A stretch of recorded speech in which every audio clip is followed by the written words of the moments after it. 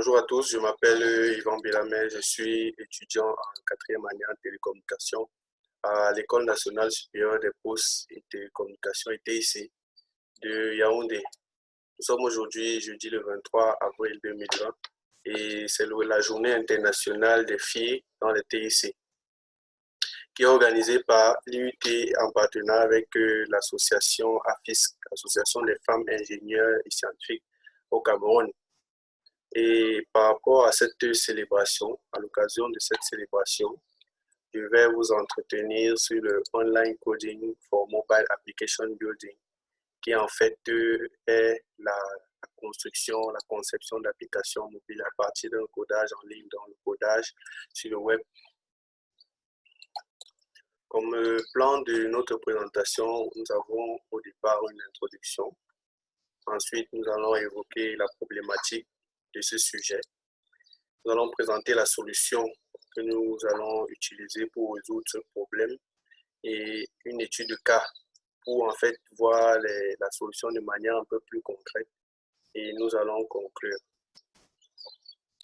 En guise d'introduction, selon l'UIT en 2019, près de 36% de femmes œuvrent dans le secteur des TIC dans les pays en voie de développement, ce qui est un pourcentage assez faible, ce qui montre en fait la faible implication des femmes dans le secteur des TIC.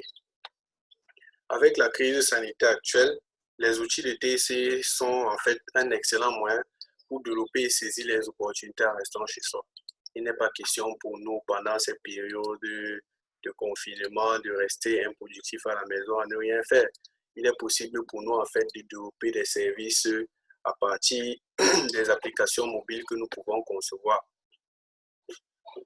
Ces applications peuvent être de toutes sortes, mais est-ce que en fait les femmes disposent donc des moyens et des ressources nécessaires pour pouvoir les produire? Donc, nous allons notamment sur le problème qui est de savoir comment permettre à toute la gente féminine de pouvoir facilement concevoir des applications mobiles. Je tiens ici en fait à rappeler que une application mobile est un logiciel applicatif qui est conçu pour fonctionner dans des appareils électroniques mobiles tels que les téléphones portables, les smartphones, ainsi de suite. Pour résoudre donc ce problème, nous avons notre solution qui est MIT App Inventor. C'est quoi MIT App Inventor? MIT App Inventor, c'est une application qui est développée par Google pour faciliter l'initiation à la programmation des applications Android. La particularité de cette solution, c'est qu'elle permet de concevoir une application sans ligne de code. Elle est pratique, simple et rapide. Donc, ce que nous allons faire, c'est que nous allons vous présenter l'interface de MIT App Inventor et un peu présenter son fonctionnement. Lorsque nous voulons accéder à l'interface de MIT App Inventor, il suffit pour nous au niveau de la barre de l'URL en fait de taper mit.mit.edu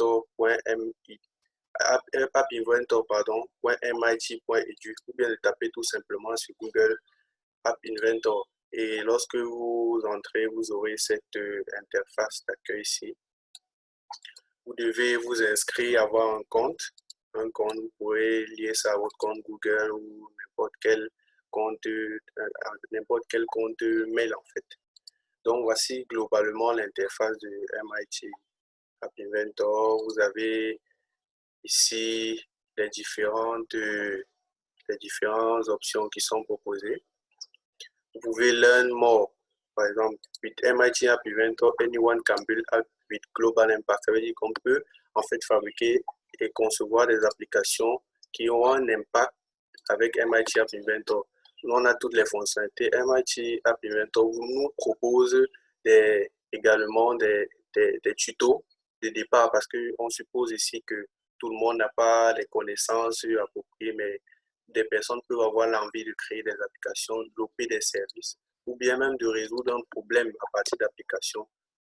Donc, ils proposent des tutoriels qui vont vous montrer pas à pas, au fur et à mesure, comment y participer. Donc, si vous voulez créer votre application, il suffit ici en fait de cliquer sur Create Apps. Dès lors que nous avons cliqué sur Create Apps, une interface comme celle-ci apparaît devant nous. En fait, c'est notre interface personnelle, notre interface propre à notre compte, comme vous pouvez le constater. Voici mon compte ici. Nous avons une barre de menu où nous avons les projets et ça nous montre en fait les différents projets que nous faisons. Ils sont stockés directement en ligne. Nous avons l'option connecter qui nous montre les moyens par lesquels nous pouvons simuler. Nous pouvons utiliser l'application Companion AI dans notre téléphone portable ou un émulateur ou bien connecter notre téléphone portable par USB pour pouvoir voir le résultat attendu. Donc, nous avons les différents onglets.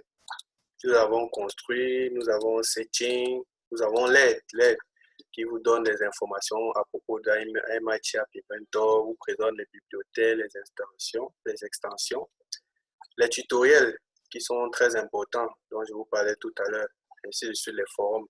Donc, vous avez en bref là tous les onglets qui ont des éléments indispensables pour pouvoir bien créer des applications. Donc, en fait, ça, c'est l'application, ça, c'est en fait l'interface généralisée de cette application-là. Donc, lorsque nous voulons commencer un nouveau projet, on clique sur projet, commencer un nouveau projet, on tape le nom du projet, par exemple, je vais taper Afisc et puis on va entrer OK. Le projet s'ouvre, on peut directement cliquer sur le projet et y entrer. Lorsque nous avons cliqué sur ce projet-là, nous allons atterrir sur l'interface même de travail, l'interface qui va nous permettre de construire notre application mobile. Nous allons essayer de parcourir la plupart de ces onglets-là. Nous avons ici les différents écrans que nous allons avoir. Vous voyez Screen 1, ça veut dire que c'est l'écran 1 ici. Déjà, il y a deux parties principales. Il y a le designer qui permet en fait de construire les interfaces graphiques de notre application. Lorsque nous allons voir, nous avons l'interface bloc qui va en fait représenter l'interface de codage. C'est ici que nous allons taper tous les codes, en fait les blocs même. Parce que ici, je vous ai dit que avec MIT App Inventor, on n'a pas besoin de ligne de code. Donc, vous avez les blocs qui sont là. Nous allons revenir plus tard lors de la mise en pratique. Donc, de ce côté, nous avons la palette. La palette est constituée des interfaces, de plusieurs options, dont interface utilisateur, disposition, médias et animation, ainsi de suite. Dans ces options-là, nous allons trouver des boutons, des cases à cocher, des images que l'on va tout simplement prendre et on va glisser et déposer. Et maintenant, lorsqu'on glisse, on dépose, on constate que le nom du composant s'affiche de ce côté-ci. Et ses propriétés s'affichent également à ce niveau. Donc, les propriétés de ces composants sont modifiables. On peut changer la couleur de fond, on peut changer, mettre si c'est en gras ou c'est en italique. Donc, si on essaie par exemple de changer la couleur de fond, on va le mettre en rouge. Donc, on peut observer en fait que le changement a été apporté. Nous pouvons y mettre des images, changer la forme, arrondir, ainsi de suite. Nous pouvons changer le texte, donc, par exemple, mettre la Afisc. Nous allons remarquer en fait que ça a changé. Vous voyez un peu, donc la plupart des éléments que vous allez mettre, vous allez les poser. Il y a l'option disposition où vous avez des vues pour mieux structurer en fait vos écrans. Nous avons une option aussi qui est très intéressante, capteur, parce que MIT App Inventor nous propose en fait des fonctionnalités qui vont faire fonctionner, pardon, excusez-moi pour la redondance, les capteurs, par exemple l'accéléromètre, le gyroscope, light sensor, ainsi de suite. Donc à partir de ça, on peut faire fonctionner les capteurs qui sont sur notre téléphone et même ceux qui sont sur des systèmes, sur des Arduino par exemple. Dès lors qu'on a fini notre design, n'est-ce pas, on va sur le bloc, dans les blocs. Et maintenant, on voit que le bouton, par exemple, que nous avons pu fixer tout à l'heure apparaît ici et nous pourrons voir en fait les différentes fonctions qui prédéfinies qui ont été appliquées. Donc, c'est ça aussi l'avantage d'utiliser MIT App Inventor parce que ces fonctions-là, normalement, sont écrites de manière littérale, mais lorsque vous avez des blocs, vous pouvez simplement les glisser là. Vous pouvez les personnaliser, leur donner des rôles, ainsi de suite. Par exemple, vous pouvez changer la couleur de fond. Vous changez la couleur de fond, vous glissez là, ainsi de suite. Donc, c'est ainsi qu'avec les tutoriels qui sont présents sur MIT App Inventor, vous pourrez apprendre doucement à le faire. Pour pouvoir mieux visualiser l'utilisation de cette application-ci, nous allons donc étudier le cas du tourisme. Le tourisme, en fait, favorise la croissance économique dans un pays et peut devenir un grand atout pour les pays en voie de développement. Donc, ce tourisme-là doit être vulgarisé. Nous savons en fait quelle est la place que le tourisme occupe dans l'économie des pays qui sont développés aujourd'hui. Ils ne rigolent pas avec ça. Donc, par exemple, nous pouvons créer une application mobile pour essayer de valoriser notre pays, nos sites touristiques, ainsi de suite. Donc, nous allons donc décrypter une mini-application conçue en 10 minutes qui permettra d'obtenir des informations sur les villes du Cameroun de manière simple. Cette application est très simple et a été construite en peu de temps et avec pas beaucoup d'efforts. Donc, voici en fait devant vous l'interface de cette application. Ça, c'est l'écran 1 parce qu'il y a plusieurs écrans. Voilà, screen 1, il y a un autre écran. Donc, cette application est assez simple et elle a été conçue très rapidement. Déjà, sur cette application, nous avons une image représentant une image de la journée internationale des filles dans le TIC. Nous avons un label que nous avons tiré de cette option interface utilisateur-ci et nous avons mis de ce côté-ci. Donc, nous avons un deuxième écran qui a là, en fait, la fonctionnalité même qui consiste à choisir un lieu et afficher une photo et une description. Donc, pour chaque écran, on a eu à le concevoir. Donc, nous avons dans bloc le code. En fait, c'est pas les codes en bloc que nous avons utilisés. Parce que pour le premier écran, il s'agit d'un splash screen. Ça veut dire quoi? C'est un écran qu'on voit pendant un certain nombre de temps. Peut-être on peut le paramétrer pour 2 secondes, 3 secondes. Lorsque nous ouvrons en général des applications comme peut-être WhatsApp ou je ne sais pas trop quelle autre application, vous avez souvent un écran qui vient et puis repart et laisse place à un autre écran. Donc c'est ce splash screen là. On dit quand nous avons placé dessus une horloge en fait.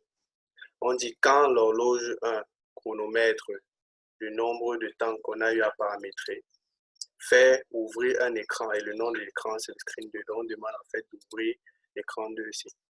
Et arrivé à cet écran, nous avons ici l'ensemble des blocs qui ont été utilisés pour qu'on puisse afficher, choisir un lieu et afficher une ville. Donc le processus est très simple. Nous allons par exemple essayer d'ajouter une ville. Mais avant, nous allons d'abord effectuer une simulation pour voir en fait le résultat. Lorsque nous voulons simuler, on va sur l'onglet connexion et on sélectionne émulateur.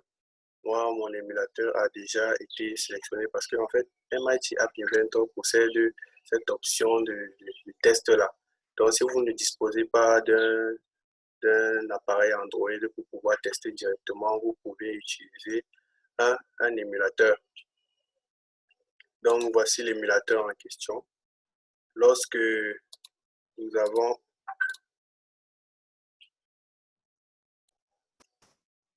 donc notre application qui se charge ici. Nous allons sélectionner le screen 1 pour qu'il puisse nous montrer en fait le résultat pour l'écran. premier écran. Bon, on va un peu patienter parce que parfois le simulateur peut un peu bugger et déranger. Mais sinon, il fonctionne très bien. Donc, notre application a pu charger. Et voici en fait le résultat de la première interface que l'on peut constater. Donc, on remarque que tout ce que nous avons eu à faire a été affiché. Donc maintenant, le premier écran est passé et maintenant, il s'en va au deuxième écran. Donc le splash screen en fait est passé. Si on utilisait un téléphone pour la simulation, ça allait être un peu plus rapide parce que les simulateurs n'ont pas une très grande capacité. Donc c'est un peu nice. Ça dépend aussi de la capacité de votre machine. Donc nous avons là le deuxième écran. Donc on peut cliquer sur le bouton choisir un lieu. On peut cliquer sur le bouton choisir un lieu.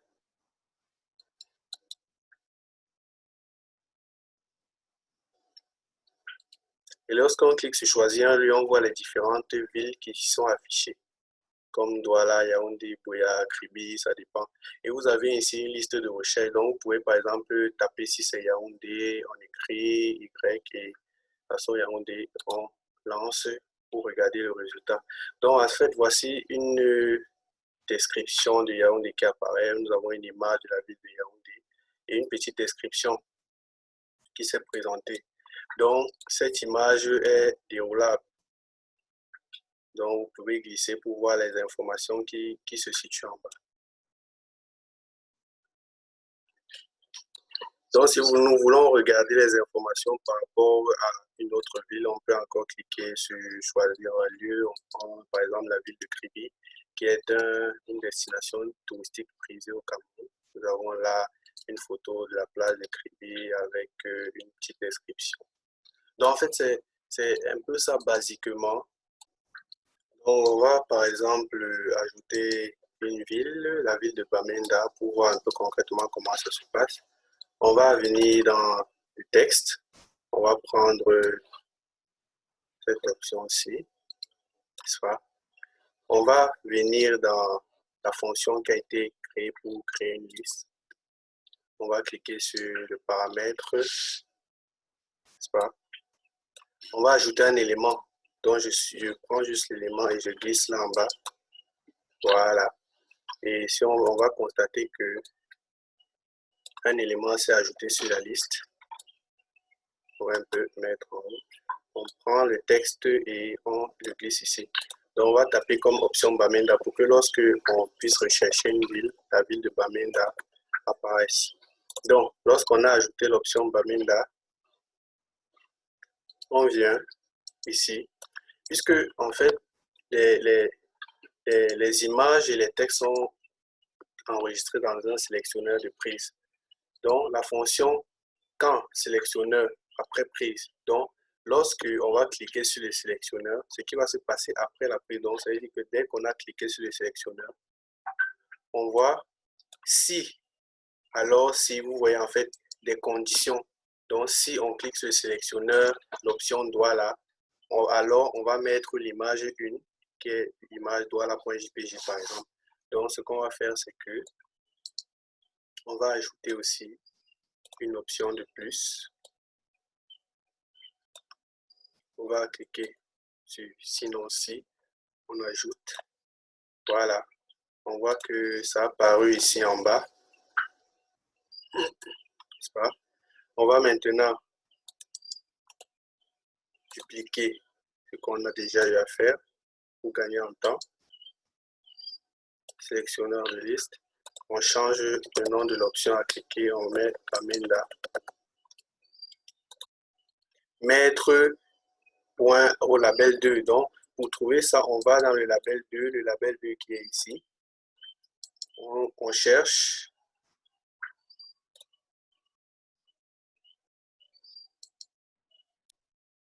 Donc, on va chercher un label 2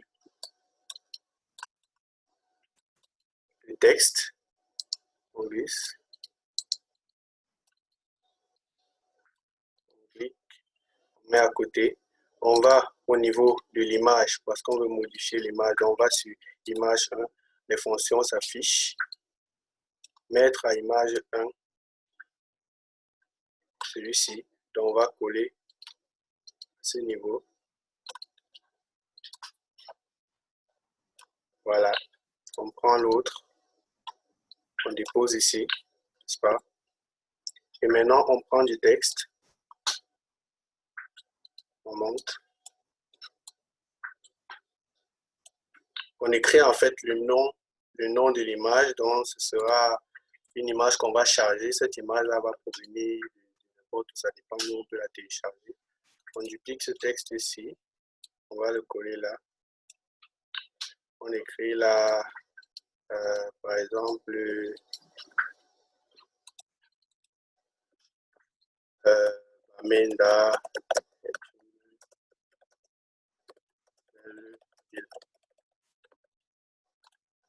Et maintenant, par rapport à l'image, pour trouver l'image, on va revenir dans le screen de le design. On vient et on charge le fichier. Pour charger le fichier, on clique sur choisir un fichier. Ça va nous ouvrir en fait une fenêtre pour pouvoir choisir l'image que nous allons mettre. Donc, aller à image. Donc, on va par exemple prendre la ville de bamenda.jpg. On l'ouvre. Et dès qu'on l'ouvre, on clique sur OK. Et l'image charge. Vous voyez que la ville de Bamenda apparaît ici. Donc, ce qu'on va faire, on va revenir dans bloc. Et on écrit ici tout simplement bamenda.jpg. OK. Donc, ce que nous allons faire, c'est que nous allons regarder notre simulateur pour voir en fait le résultat. Donc, on remarque donc que si on vient choisir un lieu, on a nos différentes options et on a Bamenda en fait ici qui est apparu. Ici, on clique sur Bamenda. Nous avons là la photo de Bamenda qui apparaît et une petite description. Donc, en fait, voilà tout simplement et de manière très simple comment vous pouvez construire une application Android. Laissez votre imagination et votre créativité s'exprimer. Vous avez tous les outils dont vous avez besoin. Donc, en conclusion, nous avons vu comment permettre en fait à toute personne, particulièrement à la jeune fille, comment elle pourrait en fait concevoir une application Android de manière très facile. Donc, à cette heure de confinement, prenons soin de nous et restons en contact virtuel en fait. Merci.